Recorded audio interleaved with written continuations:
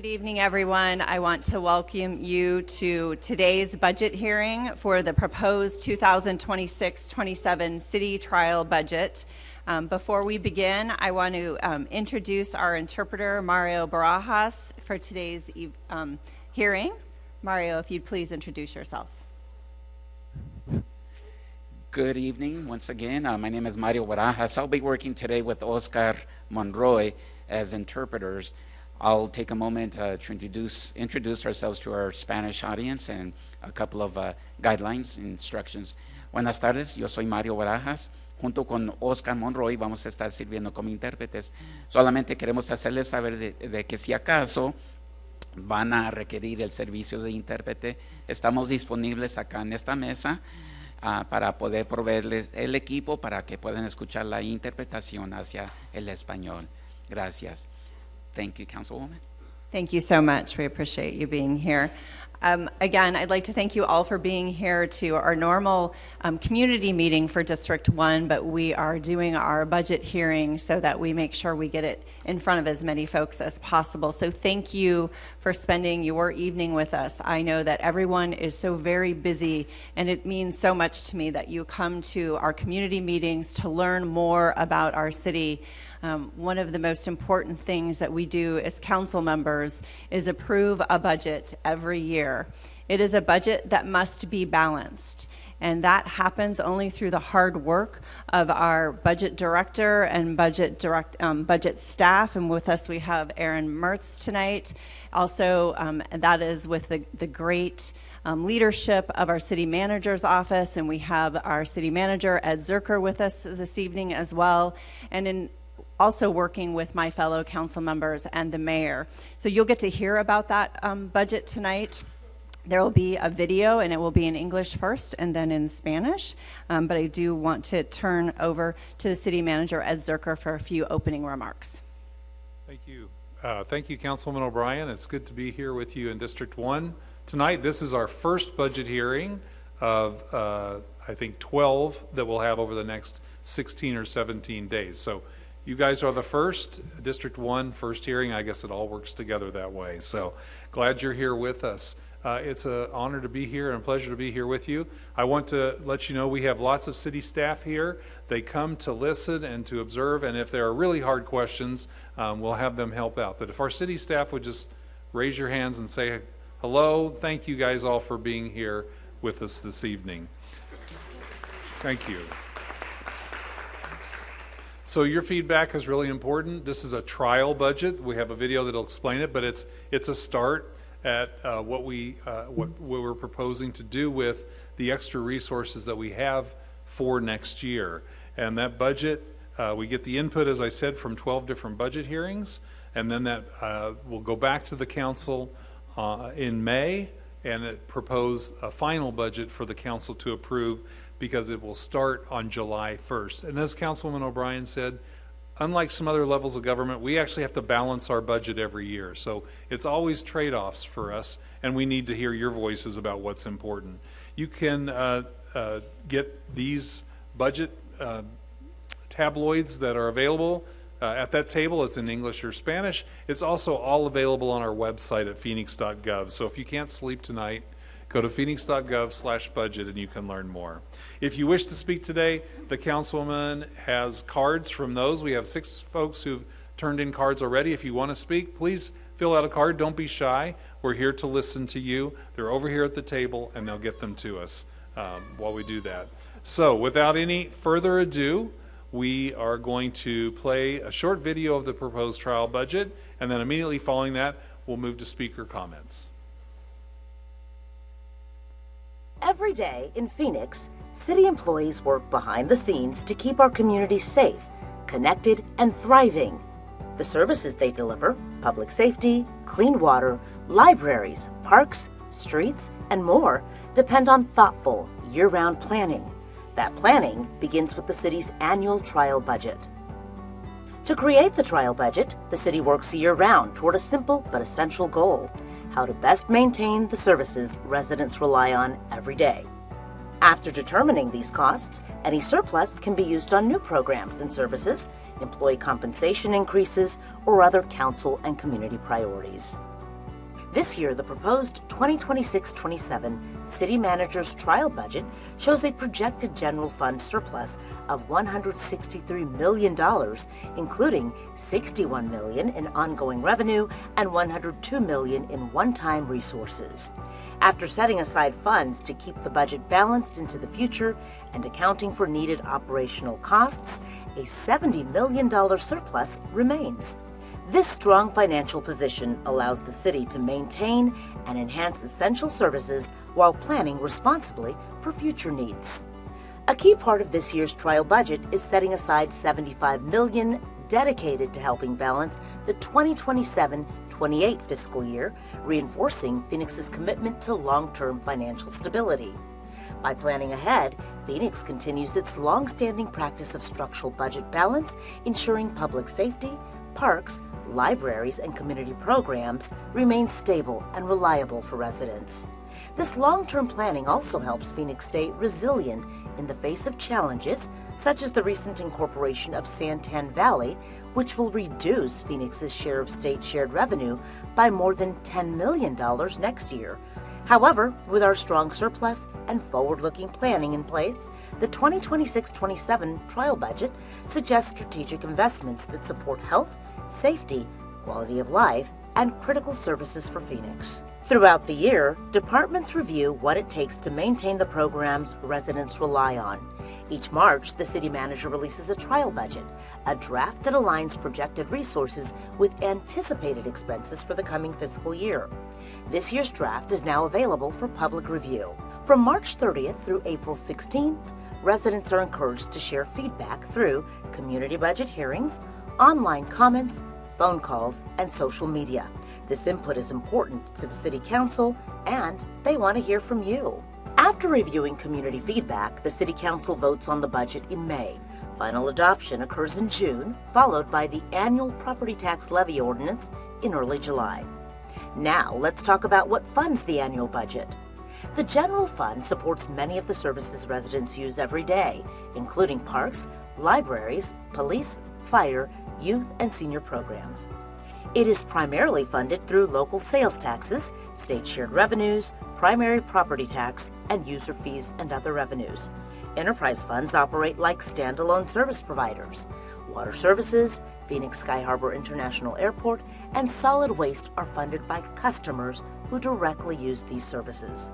Special revenue funds are dedicated to specific purposes, often supported by grants or voter-approved sale taxes, and help enhance parks, transportation, and public safety.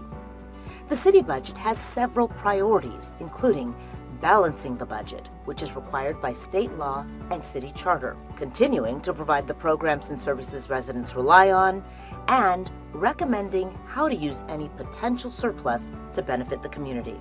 Now to the 2026-27 trial budget, which continues Phoenix's work to enhance community safety. This includes lighting improvements in city parks to increase visibility and discourage crime, and 17 new streetlights and 24 upgrades along the 27th Avenue corridor, supporting the community plans for safer streets and neighborhood revitalization. Meanwhile, staffing and maintenance funding will support new facilities, such as the planned Lone Mountain Park and the 2023 GO Bond-funded Esteban Park Recreation Center. To support Phoenix families, the budget includes a $5 million set-aside to help address childcare affordability for Phoenix families. Teen programming will expand across multiple community centers.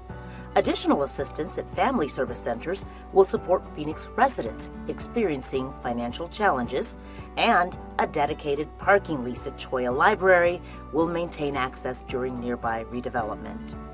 Housing stability remains a major focus. Key investments will help replace expiring COVID-era federal funding to continue vital services, including $12.9 million for emergency shelters servicing residents citywide, $1.5 million for the city's 24/7 heat relief site and extended hours cooling centers, $1.5 million for the Keys to Change shelter facility, $2.5 million to create a master lease program with more than 50 housing units for individuals exiting homelessness, and $6.6 million for the Housing Trust Fund, supporting fee waivers, pre-approved housing plans, and other affordable housing efforts. These investments provide both immediate support and long-term housing solutions. To enhance in-person service at City Hall, the budget funds improvements to the Planning and Development Customer Services area, including streamlined check-in, clearer signage, improved visitor flow, and technology upgrades. To strengthen system reliability and reduce long-term contracting costs, the budget converts key temporary IT and engineering positions into ongoing roles, including cybersecurity specialists and network technicians. Aviation upgrades include new technology enhancements, water quality and safety staffing, and expanded support for international travel operations at Phoenix Sky Harbor International Airport. The budget uses existing resources to convert a number of critical temporary positions to ongoing roles, strengthening internal capacity across departments. And a $53 million employee compensation set-aside helps Phoenix remain competitive in hiring and retaining skilled staff who deliver essential public services. With careful planning, responsible budgeting, and strong community involvement, Phoenix continues to deliver high-quality services while preparing for the future. Your participation helps shape the path forward. Together, we're building a more sustainable, resilient, and welcoming Phoenix for the years ahead.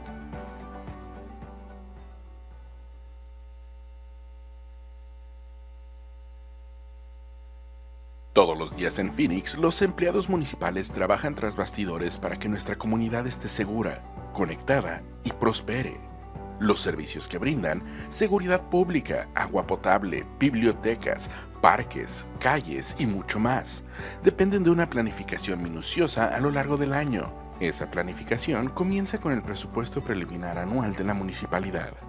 Para elaborar el presupuesto sugerido, la municipalidad trabaja todo el año con un objetivo sencillo, pero esencial: encontrar la mejor manera de conservar los servicios de los que los residentes dependen día a día. Después de determinar estos costos, cualquier excedente se puede usar en nuevos programas y servicios, aumentos a la compensación de los trabajadores u otras prioridades del Consejo y la comunidad. Este año, el presupuesto preliminar del administrador municipal para el periodo 2026-2027 muestra un excedente previsto del Fondo General de $163 millones, que incluye $61 millones en ingresos recurrentes y $102 millones en ingresos no recurrentes. Tras reservar fondos para mantener el equilibrio presupuestado en el futuro y tener en cuenta los gastos operativos necesarios, queda un excedente de $70 millones. Esta sólida situación financiera permite a la municipalidad mantener y mejorar los servicios esenciales, a la vez que planifica de manera responsable para satisfacer las necesidades futuras. Una parte fundamental del presupuesto provisional de este año consiste en reservar $75 millones para ayudar a equilibrar el año fiscal 2027-2028, lo que refuerza el compromiso de Phoenix con estabilidad financiera a largo plazo. Al planificar con antelación, Phoenix mantiene su tradición de equilibrio presupuestario estructural, lo que garantiza que la seguridad pública, los parques, las bibliotecas y los programas comunitarios se mantengan estables y confiables para los residentes. Esta planificación a largo plazo también ayuda a que Phoenix se mantenga resiliente ante desafíos como la reciente incorporación de Santan Valley, lo que reducirá la parte de Phoenix en los ingresos compartidos del Estado en más de $10 millones el próximo año. Sin embargo, gracias a nuestro sólido excedente y a nuestra planificación con visión al futuro, el presupuesto preliminar para el 2026-2027 propone inversiones estratégicas que fomentan la salud, la seguridad, la calidad de vida y los servicios esenciales para Phoenix. A lo largo del año, los departamentos evalúan lo que necesitan para mantener los programas de los que dependen los residentes. Cada marzo, el administrador municipal presenta un presupuesto preliminar, un borrador que alinea los recursos previstos con los gastos previstos para el próximo año fiscal. El borrador de este año ya está disponible para su revisión por parte del público. Del 30 de marzo al 16 de abril, se pide a los residentes que compartan sus opiniones a través de las audiencias sobre el presupuesto comunitario, comentarios en línea, llamadas telefónicas y redes sociales. Estos comentarios son importantes para el ayuntamiento y quieren conocer su opinión. Tras evaluar los comentarios de la comunidad, el Consejo Municipal emite su voto sobre el presupuesto en mayo.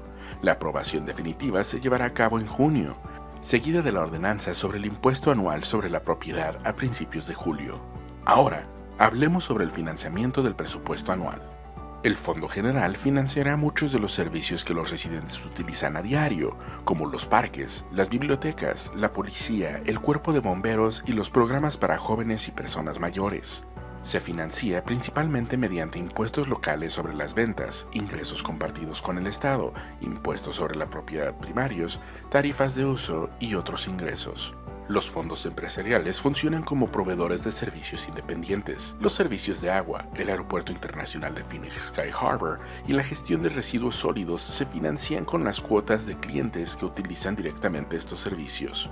Los fondos de ingresos especiales se destinan a fines específicos, a menudo financiados mediante subvenciones o impuestos sobre las ventas aprobadas por los votantes, y contribuyen a mejorar los parques, el transporte y la seguridad pública. El presupuesto municipal tiene varias prioridades, entre las que se incluyen equilibrar el presupuesto conforme a lo establecido en la ley estatal y en la Constitución de la municipalidad, seguir ofreciendo los programas y servicios en los que se confían los residentes, y recomendar cómo utilizar cualquier posible excedente en beneficio de la comunidad.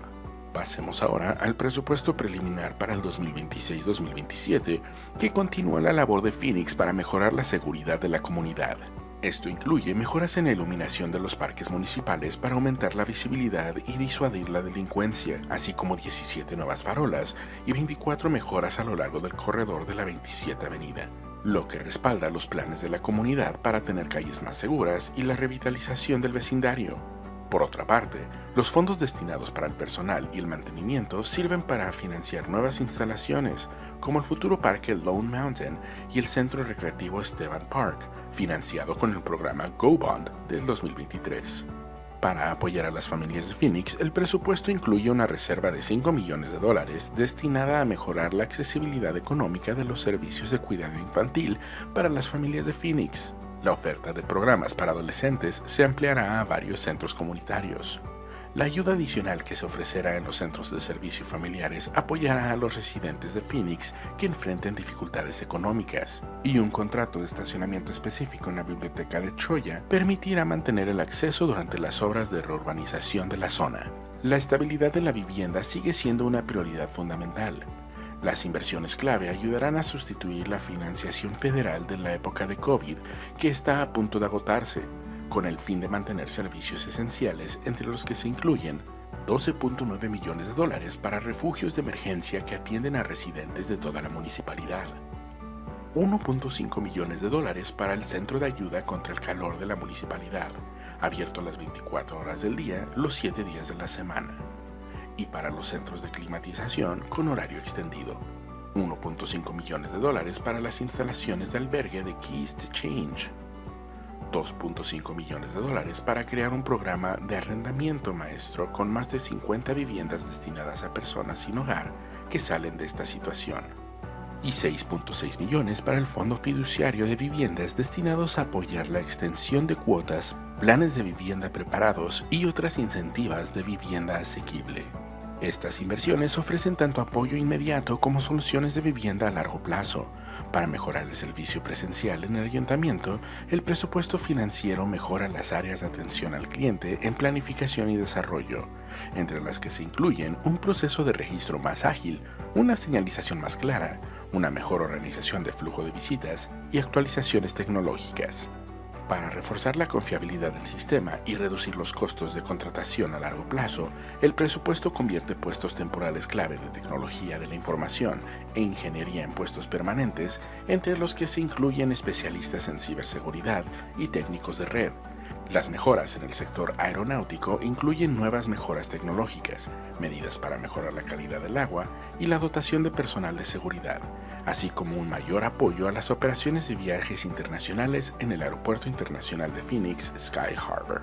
El presupuesto utiliza los recursos existentes para convertir varios puestos temporales fundamentales en puestos permanentes, lo que permite fortalecer la capacidad interna en todos los departamentos, y una reserva de $53 millones destinada a la remuneración de los empleados ayuda a Phoenix a mantener su competitividad a la hora de contratar y retener personal calificado que presta servicios públicos esenciales. Gracias a una planificación minuciosa, una gestión presupuestaria responsable y una sólida participación de la comunidad, Phoenix sigue ofreciendo servicios de alta calidad mientras se prepara para el futuro. Su participación ayudará a marcar el camino a seguir. Juntos estamos construyendo un Phoenix más sostenible, resiliente y acogedor para los años venideros.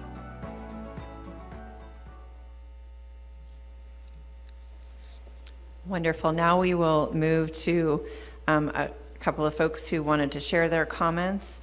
If we could hear from Ms. Dolores Raleigh, you could go to the microphone. Raleigh? Yep, come on up here. You got it.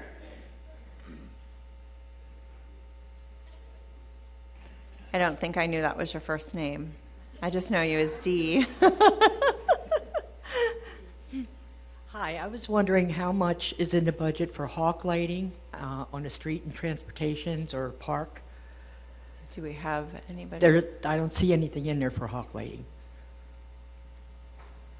We were going to note that and look at that and get back to you, Dee. Thank you very much. Absolutely. Do you have a specific spot you're looking for? Right on the corner of my house, 35th Ave in Eva, right on the corner, Right by Cortez Park. directly across the street. Okay, we'll talk about that. It's 35th Avenue and Eva. EVA. Okay. It's by Cortez Park. I know exactly where she's talking about. All right, and then I'm going to apologize. Alicia Dunn? All right. I didn't butcher that too badly. Thank you. If you join us at the microphone over there.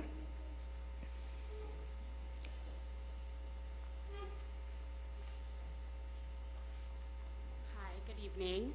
I'm Alicia Dunn. I'm a resident of District 1. I've lived in District 1 since 2023. I live in the Village Meadows community. Telephone Pioneer Park is very important to my family. It's where my kids play.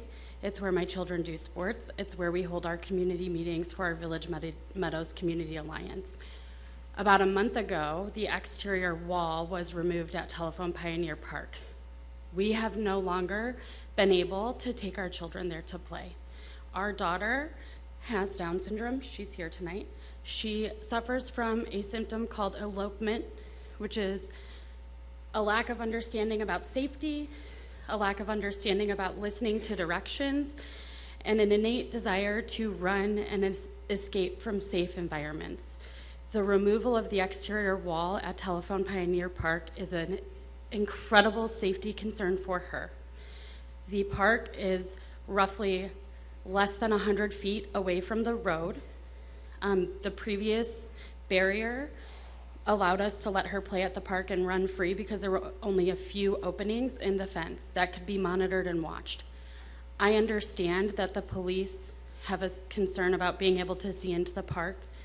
However, a barrier around the playground or around the exterior of the park does not have to be created in a way where the police can no longer see into the park. There are plenty of fencing options that are available that would allow children to play safely at Telephone Pioneer Park. This park was created as an accessible, barrier-free park, and the removal of that exterior wall has taken away the accessibility and the barrier-free nature of that park for my family and other families who are similarly situated. I don't believe that there's currently money allocated to replacing the wall. In fact, I've had several conversations with the Parks Department. I've also spoken with some people in your office. I'm hopeful that the city will see the safety concern that has been created by removing that wall. My understanding is notice was not provided to the community, opportunity for input was not provided regarding the removal of that wall. And had there been a meaningful opportunity from people from the ADA community to come and speak, I would have told you then removal of that wall without a plan for replacement was a really terrible idea. Thank you very much for your input, and we are aware of those extraordinary safety concerns, and I am working directly with the Parks Department to get funding to find a barrier, so to put up a barrier so that we can keep the children who most use that park safe. Thank you for coming to the meeting to share your thoughts with us tonight, and we will work on it. Thank you, I appreciate that. Absolutely. And did we get any more cards turned in? Okay, I'm just going to share a couple, the others. They chose not to speak, but I do want to say that we have a comment that says, not noted in the budget for community review, but I'm concerned about the apparent age of solid waste refuge and recycling trucks. They seem to be too old to be in use, and maintenance costs are too high. We have two more comments about fully funding our police and fire departments, especially filling all 3,125 police positions to be hired so that our streets are more safe, and that fire and police should be our #1 priority for public safety. And our final comment this evening from community member is that the budget is ignoring or unaware of the disaster waiting to happen. There's nothing in the budget addressing having aviation, fire and crash vehicles on site at Deer Valley Airport. There is a fire station 2 blocks away across a boulevard, but that is inadequate. And I'm going to do just one last call if there are any other questions or comments that anybody would like to put on the record. You guys, can you? No, Candace, I really have to have you on record, and I need. You will? Okay, thank you. Thank you. Candace Freemow, I'm a resident in District 3 since 1977. My question or comments regards to parks. We need to prioritize electronic marquees. Let the community, the immediate communities, know more about what is going on. There's lots of activities, lots of opportunities, but you have to go into the center to get that information. I'd like to see if we could broadcast that a little bit more so. Thank you. Appreciate that very important comment, and thank you guys for accommodating her to speak from where she's at. All right, you guys are being awfully quiet tonight, so. All right, then I am going to say that thank you all for coming, and I believe that's all of our speakers. Do you have any additional comments? No, I just would, again, say thank you for coming. Hope you'll take time when you have it to read through this more thoroughly and on the website. We do have some tables out here. The councilman has a table. There's also next to it a table with our solid waste. Someone asked a question about that. There is a plan you were asking about the condition and the maintenance on our solid waste vehicles. So there's information there about what we're going to do with solid waste and what we're planning there to continue that great service that everyone enjoys. And so we'll hope you take some time. Find a city employee. If you have a question that you are too shy to ask, find one of us. We'll be around for a while and be happy to talk to you more. And there's a hand up back there. Oh, 2 hands back there. Two Okay. hands. All right. You'll help us out? Can you? My name is Diana Kimling. I live at 31st Avenue south of Cactus, and I've heard conflicting stories about where the new fire department is going. Because of the redevelopment of the Metro Center area, there will be a lot of homes there. And so I understand the need for a new fire department, and I'm all for it. I don't think the section of land north of the Chase Bank at 28th Drive north of Peoria is the best place, because we're also hearing that the police are going to be moving to the old Fry's Electronics location on Thunderbird and 31st Avenue. So it seems like it would be a good idea to put those two services together in that same giant space and not cram it into the small space north of Chase Bank. Yes. Is there a plan for that? Yeah, Miss Diana, we have Chief Kreis with us this evening, and maybe Chief Kreis, if you could address her question.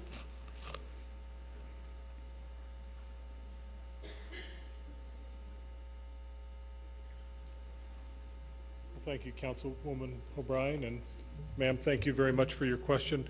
Did you happen, we had a meeting with the Block Watch maybe a couple weeks ago. Were you at that meeting by chance? Okay. Okay, understood.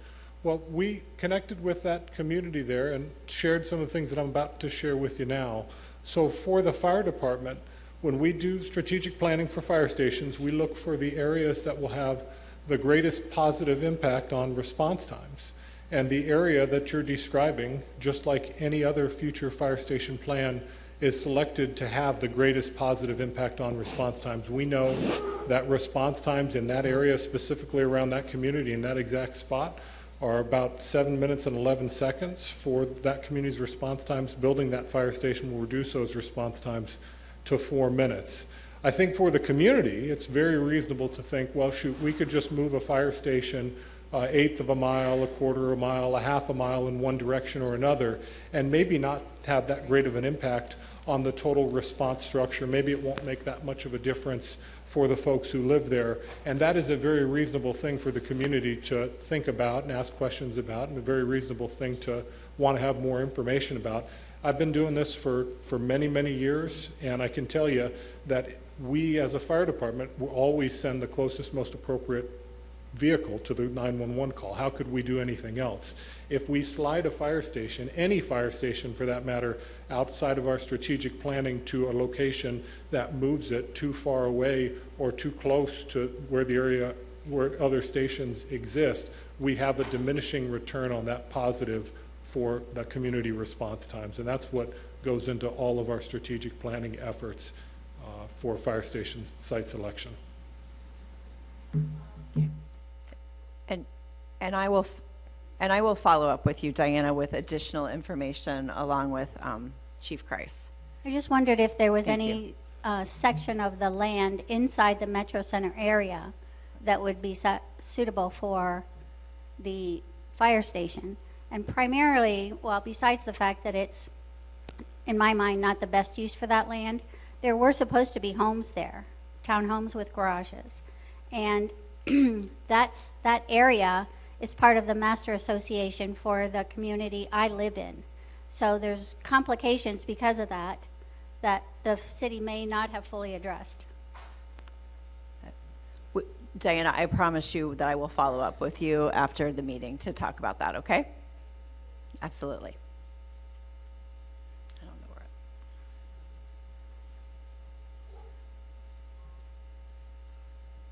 I also noticed there's nothing on the funding for the 35th Avenue project, rapid bus line. When is that going to be starting? We may have someone from here from Transit, but I can tell you what I know about that. So that project is underway and it is funded. It's not in this budget presentation because it's not something new that we added this year. It's something that's funded through the Transportation 2050 tax that was passed several years ago, but it is in planning and underway, and we'll be sure to have someone get in touch with you. Do we have a card with your information? Yes, we do. Okay, I have perfect. it right here. I'll and have someone from our 35th Avenue Bus Rapid Transit Group. Yeah, Get you in know, that's touch going to with cause a lot of problems in our neighborhood. We're not going to be able to turn left or any way out of our neighborhood on 35th Avenue. That's going to be a hassle. We are working on some of the restrictions and how to turn those, and I will follow up with you, Dee, Because about otherwise, that. we'd have to go to Peoria 43rd and come in 43rd Avenue for a left. So that's going to be a lot of problem. We will follow Thank up you. with you. Thank you, Ann. Thank you, guys. Thank you. All right. Wonderful. Well, thank you all for participating in our trial budget and our budget process. This is so incredibly important. And if we can do, I'm going to ask for a show of hands because we can do one of two things. We have a few more minutes left and we can stop the budget hearing. We will stop the budget hearing and we can get an update from our police department, or we will officially stop the budget hearing and you can access all the staff that is here from the city if you have questions from other departments. And there are a lot of departments here, from Public Works to the Defender's Office to the Fire Department, and I know there's others. I saw Parks and many more that I'm Neighborhood Services. So if you would like to be able to just talk to city staff about any questions, please raise your hand. Got one over there, and get it too. Good police update. All right, got some police updates. All right. Police are the winners. I hope staff will stick around, though, for those couple of folks who have questions, or you guys could take it out in the hallway. Thank you again for your time and effort with our budget. It really is important, and you can keep coming to budget hearing meetings and put your input in. Thank you all.